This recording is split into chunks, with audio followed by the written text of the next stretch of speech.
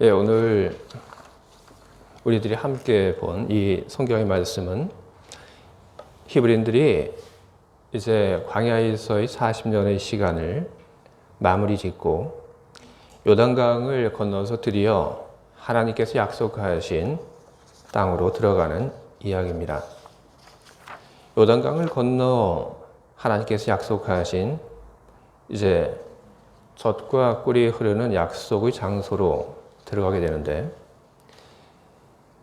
젖과 꿀이 흐르는 약속의 장소로 들어가기 위한 요단강, 이것은 오늘 성경에 기록된 사건 외에도 성경 속에서 많은 중요한 사건이 일어난 그런 장소입니다. 성경 속에서 여러 가지 중요한 사건이 많이 일어났던 이 요단강, 이 요단강은 과연 어떤 곳일까요? 우리들 중에 이 요단강을 가보신 분도 아마 있을 거라고 생각을 합니다. 하지만 대부분의 분들은 이 요단강을 직접 보지 못했습니다. 그래서 우리는 이 요단강이 어떤 곳인지 다른 사람이 한 그 이야기에 의존해서 우리는 이 요단강을 우리는 이해를 합니다. 어떤 분들은 이야기를 합니다. 이 요단강은 그렇게 깊지 않다. 이곳은 마치 개울과 같다. 그렇게 이야기를 하기도 합니다. 그런데 오늘 우리들이 함께 보고 있는 이 성경의 말씀을 우리들이 보고 있자면 이 요단강이 개울처럼 그렇게 보이지 않습니다. 요단강이 아주 깊은 그런 강으로 그렇게 성경에는 묘사가 되어 있습니다. 어떻게 된 일일까요? 요단강이 개울과 같다. 그리고 그와 반대되는 요단강이 아주 깊은 강물이다. 어떻게 된 걸까요? 결론적으로 이야기를 하자면 이 요단강은 그 강의 수위가 계절을 따라서 극심한 차이를 보입니다. 여기에 대해서 여호수아 3장 15절에 기록이 있는데 이렇게 기록되어 있습니다. 요단이 곡식 거두는 시기에는 항상 언덕에 넘치더라. 곡식 거두는 시기에 그때는 요단강이 언덕까지 차 올랐다는 그런 이야기가 성경에는 기록되어 있습니다. 그리고 반면 다른 때는 이 요단강이 그렇게 깊지 않아서 개울처럼 그렇게 흐릅니다. 그런데 이 히브리인들이 오늘 이 요단을 건너려고 하는 이때에는 요단이 물이 많이 불어서 그래서 무척 깊은 강이 되는 그런 때입니다. 우리도 이런 경험들 많이 합니다. 잔잔히 흐르던 그런 물들이 갑자기 비가 오게 되면 그러면 이 물들이 불어나고 그래서 그 물들이 불어난 하천 그리고 강들 우리는 그것이 얼마나 위험한지 우리는 경험을 통해서 우리는 잘 알고 있습니다. 히브리인들이 오늘 요단을 건너게 되는데 그들은 바로 이와 같이 위험한 곳을 건너게 되는 것입니다. 요단을 그렇게 물이 많이 불어나서 위험한 이 시기에 꼭 건너야 했을까?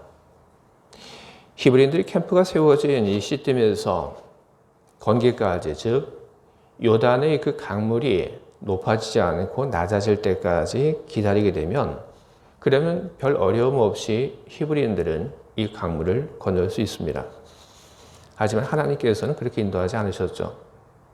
하나님께서는 히브리인들의 그 캠프가 세워진 그 장소에서 히브리인들에게 물이 낮아질 때까지 기다리라 그렇게 이야기하지 않으시고 하나님은 물이 잔뜩 높아질 때로 높아진 그때에 그 강을 건너도록 그렇게 인도를 하셨습니다. 하나님은 왜 이렇게 강을 건너기 적합하지 못한 그 시기에 강을 건너라고 그렇게 명령을 하셨던 것일까요?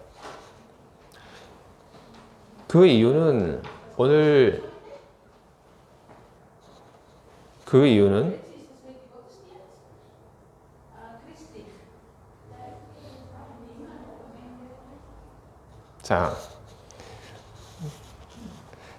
오늘 하나님께서 이렇게 위험한 이 시기에 강을 건너라고 이렇게 말씀하신 그 이유는 오늘 우리가 읽은 그 성경 말씀 바로 그 앞에 기록되어 있습니다. 이 시딤에서 히브리인들이 캠프를 치고 머무는 그 와중에 여호수아는 하나님께서 약속하신 가나안 땅에 정탐꾼을 보내게 됩니다. 그들은 가나안 지역으로 숨어 들어갑니다.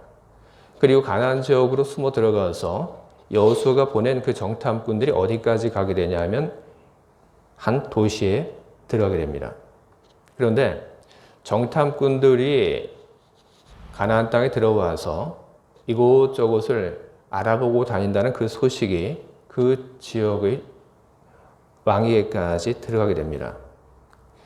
그 이야기를 들은 왕은 여호수아가 보낸 그 정탐꾼들을 잡으려고 혈안이 되고 그리고 그들을 숨겨주는 기생 라합의 이야기가 성경에 기록되어 있습니다. 이 이야기 말미에 여호수아가 보낸 그 정탐꾼들이 무사히 여리고 성을 탈출해서 히브리인들이 캠프로 돌아오고 그리고 그들은 여호수아에게 정탐을 한 그 보고를 하는데 이런 이야기를 합니다. 진실로 여호와께서 그 온 땅을 우리 손에 주셨으므로 그 땅의 모든 주민이 우리 앞에서 간담이 녹더이다. 바로 이것이 하나님께서 왜 기다리지 않고 지금 히브리인들을 하나님께서 약속하신 그 땅으로 인도하시는지를 이야기해 주는 그런 구절입니다. 가나안에 있는 사람들, 그 사람들이 히브리인들에 대해서 지금 잔뜩 겁을 먹고 있습니다. 바로 지금이야말로 히브리인들이 가나안 땅으로 들어가기에 적기였던 것입니다. 그래서 하나님께서 하나님의 백성을 요단을 건너 가나안 땅으로 인도하고 계신 것입니다. 그런데 물이 잔뜩 불어난 이 요단강을 건너기 위해서 그냥 건너갈 수 없습니다. 거기에는 뭐가 필요하냐면 하나님께서 일으키시는 그런 기적이 필요했습니다. 하나님께서 이야기를 하십니다. 법궤를 짊어지고 그리고 그 법궤를 짊어진 그런 제사장들이 요단 강에 발을 디더라. 하나님의 그 명령에 순종하여 법궤를 짊어진 그 제사장들이 요단 강에 발을 디뎠을 때 바로 그때 기적이 일어나기 시작을 했습니다. 성경을 보게 되면 마른 땅이 강 속에서 나왔다고 그렇게 기록되어 있습니다. 강 속에서 마른 땅이 나왔다.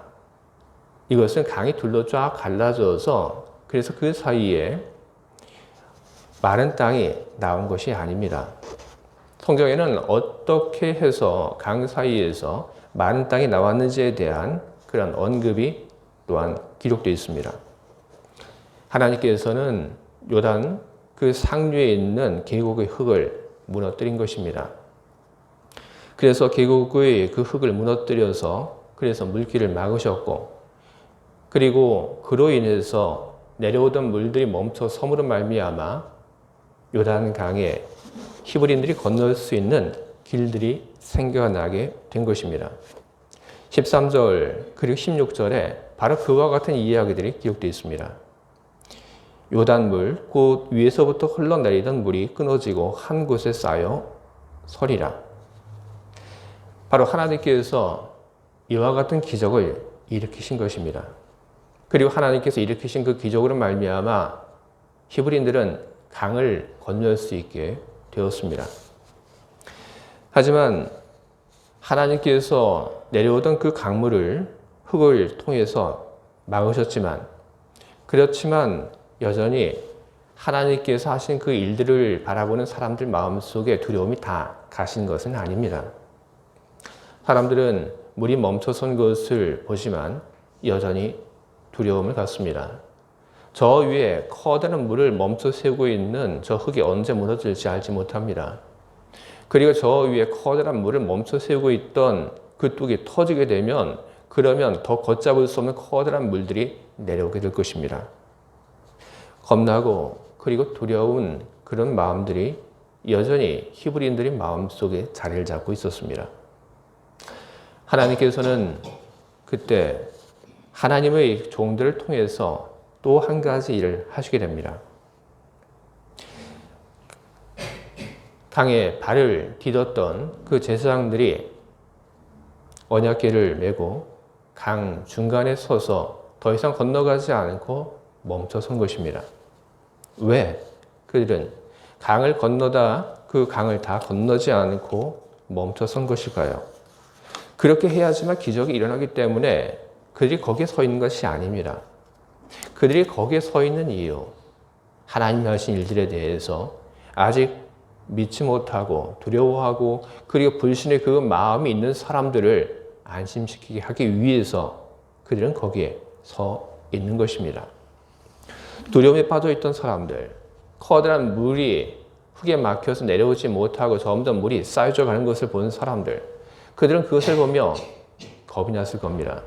하지만 하나님의 언약궤가 강 중간에 서 있습니다. 딱 버티고 있는 것입니다. 강 중간에 하나님의 언약궤가 서 있고 그리고 하나님의 언약궤를 짊어진 하나님의 종들이 서 있는 것을 보면서 그것을 보면서 두려웠던 사람들은 안심을 하고 이제 나도 강을 건너도 괜찮겠구나 하는 그런 생각을 하게 된 것입니다. 강 중간에 서 있는 언약궤를 보고 그리고 사람들은 용기를 내어서 그 강을 드디어 무사히 다 건너게 되었습니다. 요단강 그 가운데 서 있던 언약궤의 이야기, 이 이야기가 우리들에게 중요한 것은 무엇 때문일까요? 우리는 이 이야기를 통해서 우리는 커다란 교훈을 우리는 얻게 됩니다. 어떤 교훈을 우리들이 얻게 되냐 하면 우리들이 예수님처럼 살아도 괜찮다고 하는 그런 교훈을, 그런 확신을 우리는 얻게 됩니다.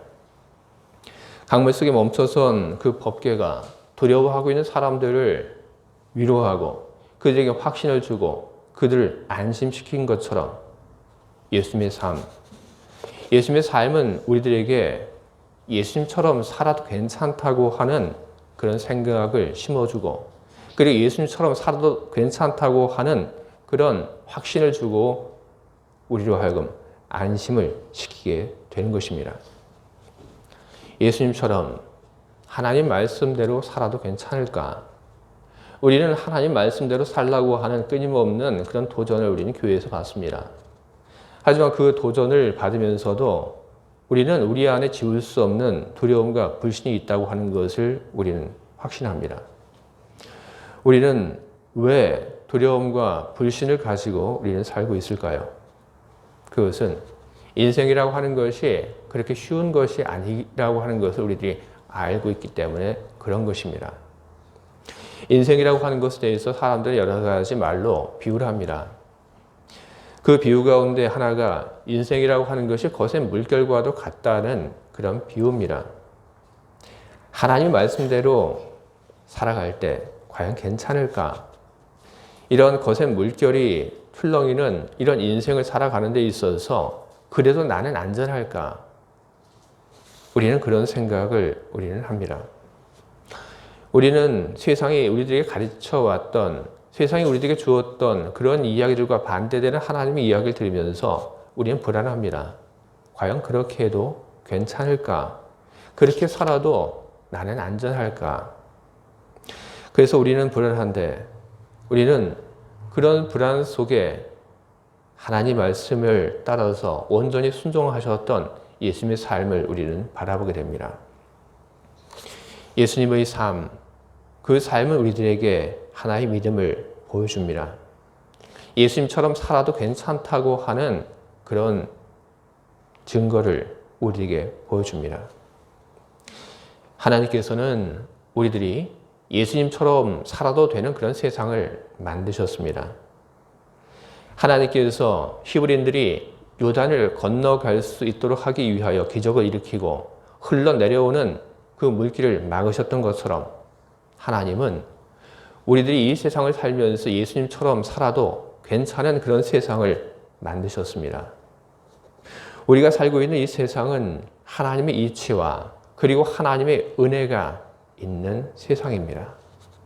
올바르게 살아가는 그 삶에 대해서 하나님의 그 답이 있는 보답을 받는 세상이 바로 우리가 살고 있는 이 세상인 것입니다. 우리는 예수님의 삶을 보면서 우리는 조금 더 용기를 내고 우리는 예수님의 삶을 보면서 우리도 이렇게 살아도 괜찮겠구나 하는 생각을 가지고 우리 역시 예수님처럼 살아가야 하는 것입니다. 예수님의 삶을 보고 저렇게 사는 것도 괜찮겠구나. 그렇게 살기로 작정한 사람은 계속해서 주님을 바라보아야 하는 것입니다.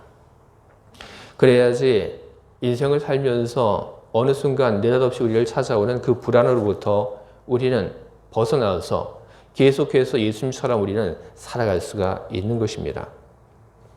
주님의 은혜로 무리를 걸었던 베드로, 그는 무리를 걷다가 그는 한순간 물속에 빠졌습니다. 그를 물속에 빠뜨린 것은 무엇입니까? 바로 그가 가졌던 두려워하는 마음, 그 두려워하는 마음이 그를 물속에 빠지게 만들었던 것입니다. 우리가 예수님을 바라봐야 하는 그 이유가 바로 여기에 있는 것입니다.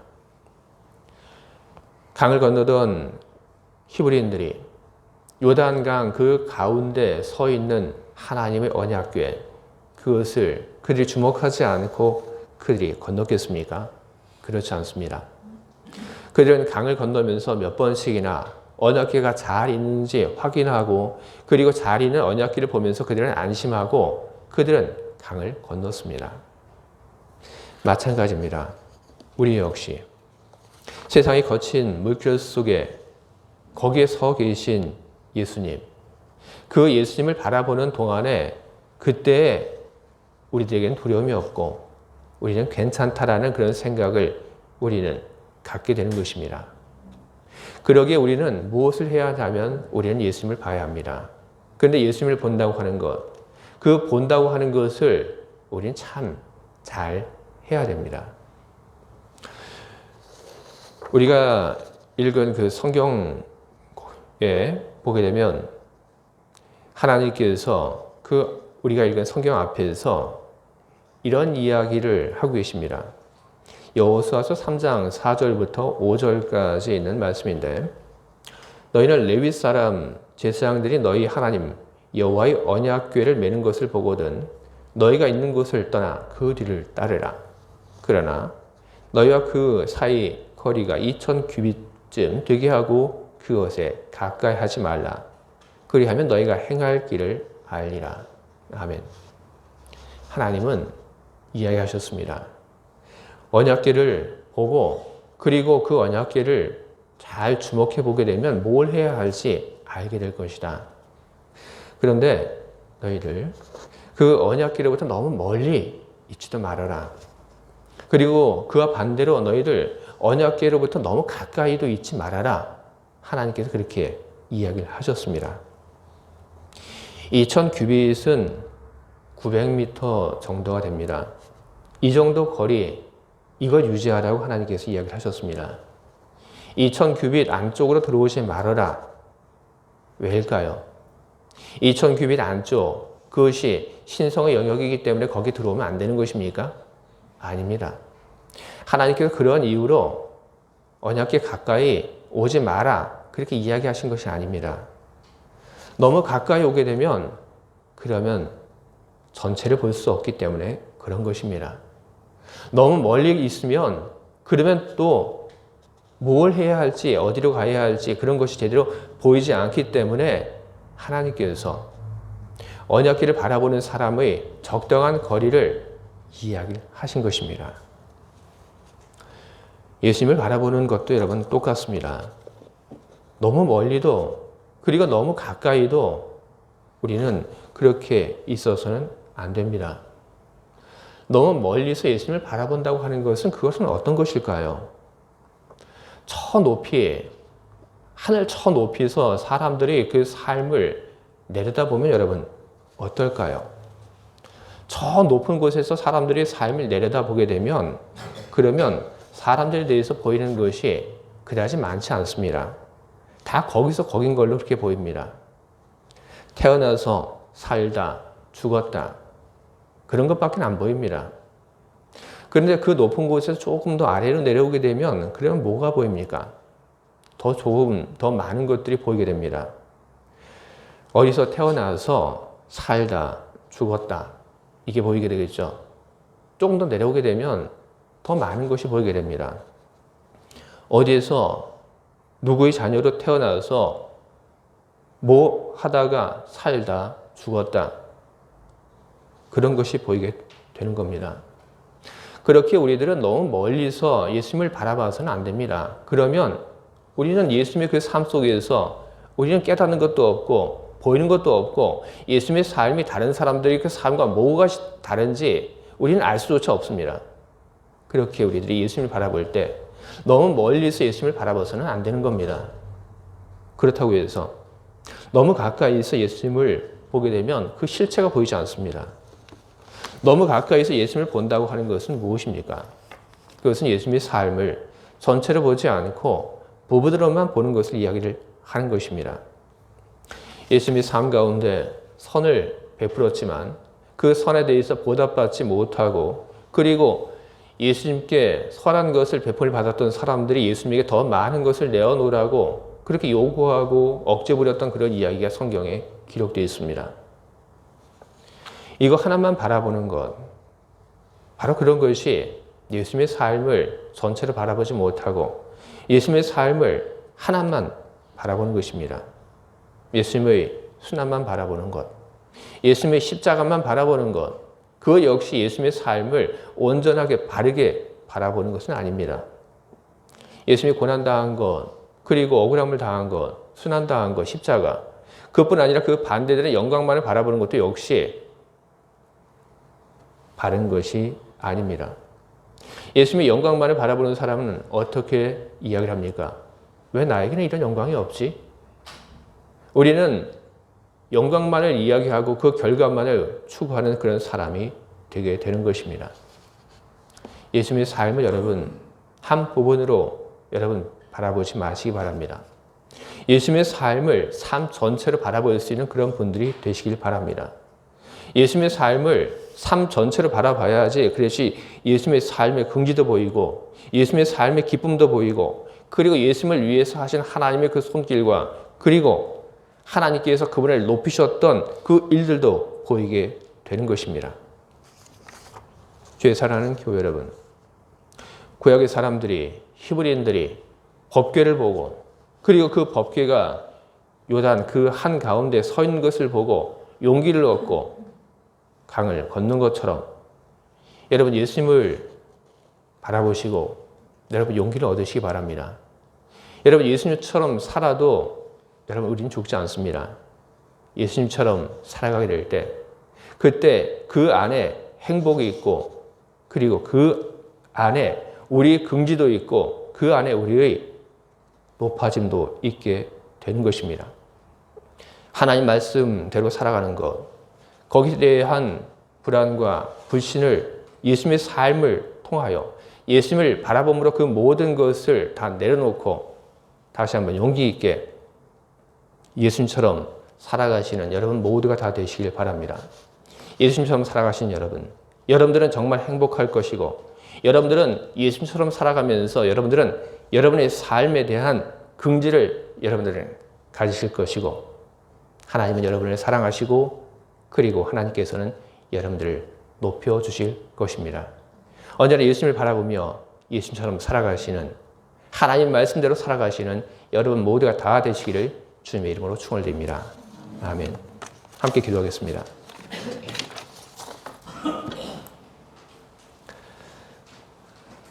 사랑과 은혜가 많으신 주님, 주님이 하시는 일들 속에는 한치의 어긋남도 없습니다.